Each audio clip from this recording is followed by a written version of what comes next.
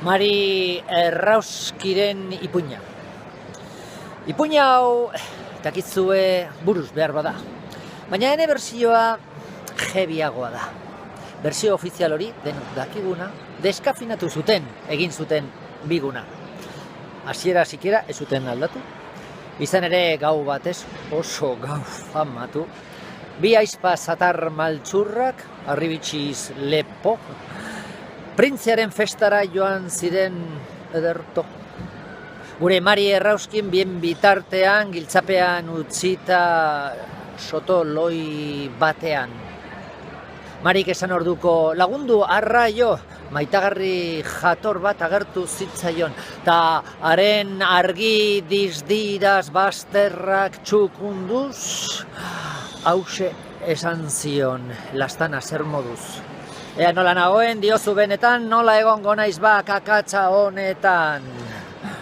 Jauregian badago dantzaleku guaia, eta ez dut galdu nahi gaur gaueko jaia. Maitagarrik berala, ados, enetxoa, gogor astindu zuen bere makiltxoa. Eta Mari Errauskin lehen sotoan bazen, orain dotore eta eder pistan azaldu zen. Mari printzarekin hasi baltxeoan, eta aizpazatarrak begi erasoan. Printzeak heltzen zion Maritxuri gogor, paparra atera eta nahiko erasokor. Han zebilen gizona, jan beharrik neska, lerdea zeriola, itzez beto telka. Batean Maritxuk, joño, gauerdia, mugitu behar du ja ene ipurdia, baina printzeak tinko baizera ez gero, oratzen ziolarik soinekotik bero. Marik oihu batean, askatu piztia! Printzeak tiratu eta urratu jantzia. Maritxu beraz ospa kulero hutsetan. Eta zapata galdu eskaileran bertan. Printzeak abarketa hartu zuen larri eta denon aurrean ozen iragarri. Badut honen jabea aurkitzeko nahia, bera izango baita ene andregaia. Ate guztiak ditut, joko banan. Unkitu nauen dama nahi nuke eraman. Nola liteke gero haze despistea, zapata kupel baten gainean ustea.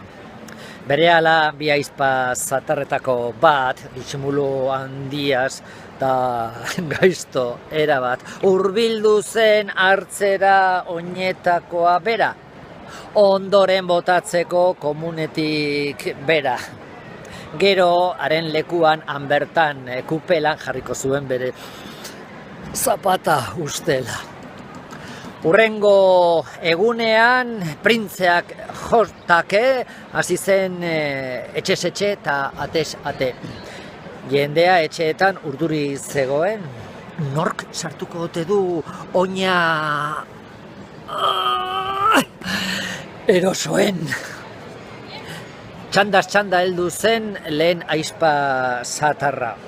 Probatu eta printzeak, ez, kakazarra! Aizpak berriz poz arren. Jantzi dut zapata, beraz zeurean nauzu oi printze hausarta. Bai eta zera ere, zorginalakoa. Asmoa dut hemendik desagertzekoa. Desagertu nolatan, ni hemen utzita. Ahaztu alzaizu gure betirako zita. Moztu honi burua, printzeak agindu, eta lepoa tikta zioten berdindu.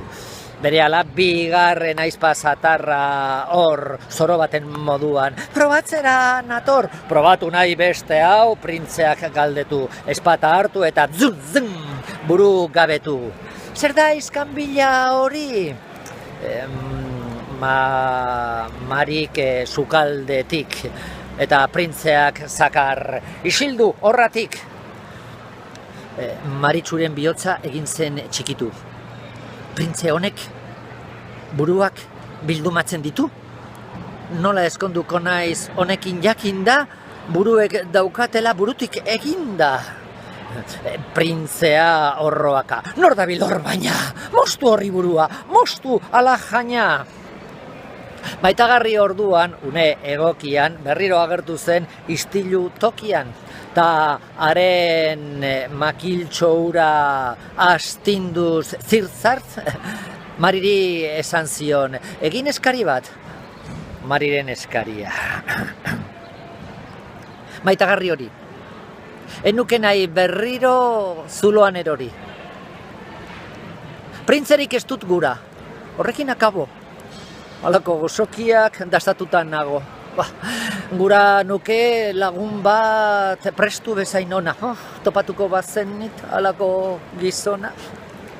Minutu garrenean Maritxu errauskin eskonduta zegoen gizon fin batekin. Bere lanbidea zen marmeladagintza. Aski, ateratzeko aurrera bizitza. Da holan bizi izan ziren harmonia honez, printze maltzurrik gabe eta elkar gozo janez. Eta hau ala ez bazan, sarna zatela kalabazan. Ipuintxit barregarriak kontatu ditut plazan eta euripean. Agur benur!